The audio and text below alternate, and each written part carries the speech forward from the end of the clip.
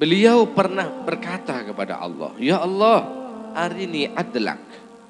Tunjukkan kepadamu keadilanmu. Aku ingin melihat keadilanmu yang pasti yang aku lihat di hadapanku ya Allah." Allah itu kan suka pada nabinya dan Allah kabulkan dia. Akhirnya kata Allah, "Ya Musa, kau duduk di samping perigi.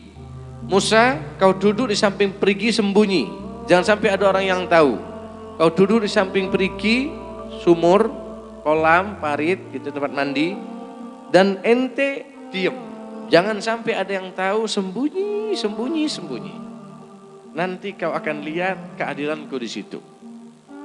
Jangan kemana-mana kecuali aku suruh untuk pergi." Subhanallah.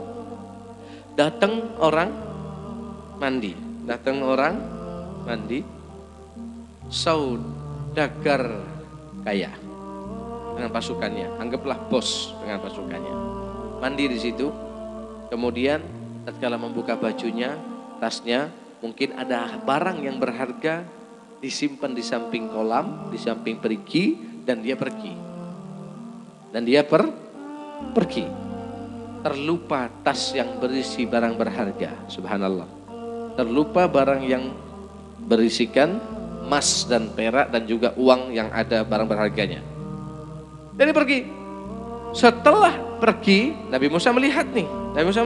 Ajib. Tapi Allah bilang, jangan kau teguh. Ini kau hanya ingin melihat keadilanku. Jangan kau kasih tahu. Apa yang terjadi kau lihat saja, kau tonton saja. Nabi Musa, apa yang akan terjadi? Yaitu dia. Pertama, ada orang datang, mandi bersama ajudannya dan pergi. Kececeran, ketinggalan apa? Tas yang berisikan barang yang sangat berharga. Kemudian setelah itu subhanallah, ada orang yang kedua lagi ngos-ngosan, mandi sebentar, minum air di perigi itu dan melihat ada tas yang ketinggalan, tolah-toleh, lihat depan belakang kanan kiri gak ada, diambil, dibawa kabur. Si raja di perjalanan ingat, si kaya ini, ya Allah, tasku ketinggalan, ayo cepat kembali bersama kudanya.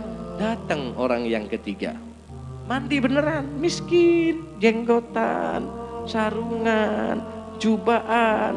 Yang tadi yang kedua preman, pencuri, yang bawa kabur. Yang ketiga nggak salah, mandi beneran. Sambil berdoa pada Allah, sambil tenang-tenang sama Allah. Subhanallah. Datang ajudannya, menghardiknya, memarahinya. Fulan, 5 menit yang lalu tuan saya mandi di sini dan ketinggalan di sini tas yang berisi uang jutaan. Kembalikan. Bingung dia. Tas yang mana saya nggak tahu. Saya mandi, betul-betul mandi. Nggak mungkin, baru. Saya ingat di perjalanan nggak ada orang lain di sini. Nabi Musa melihat nih. Melihat. Coba lihat. Akhirnya subhanallah. Terjadi adu mulut, si kaya emosi. Bunuh saja dia, dibunuh. Kemudian terjadi. Bingung Nabi Musa. Ya Allah, aku memohon kepadamu, ingin melihat keadilanmu, bukan kezaliman yang terjadi di muka bumi ya Allah. Yang aku lihat tidak ada keadilan sama sekali. Yang mencuri bebas dan menikmati harta curiannya, yang ibadah mandi beneran terbunuh. Adil atau zalim ini? Adil atau zalim? Tapi Allah mengatakan ini keadilan. Kita nggak tahu rahasianya. Bingung, subhanallah, apa ini ya? Akhirnya terjadilah dialog antara Nabi Allah Musa dengan Allah Subhanahu wa taala. Ya Allah, aku nggak paham. Subhanaka inni kuntu minadh dhalimin. Kau yang Maha tahu ya Allah.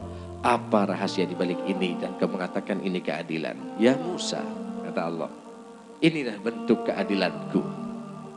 Tahu ente ya Musa, orang yang ketiga yang soleh ini dulu punya orang tua.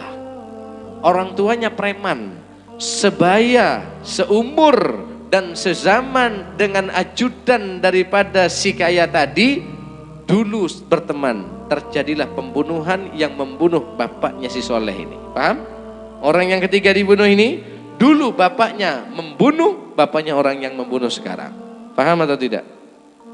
Terus ya Allah, apa hikmah yang kedua yang mencuri itu?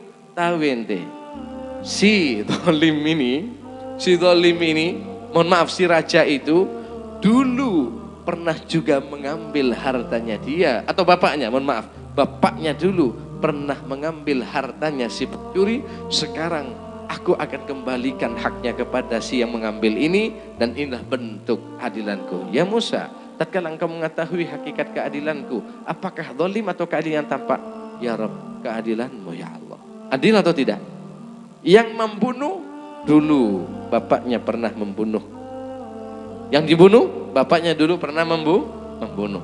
Yang sekarang dicuri dulu bapaknya pernah Jelas atau jelas? Jadi jangan iktirat kepada Allah.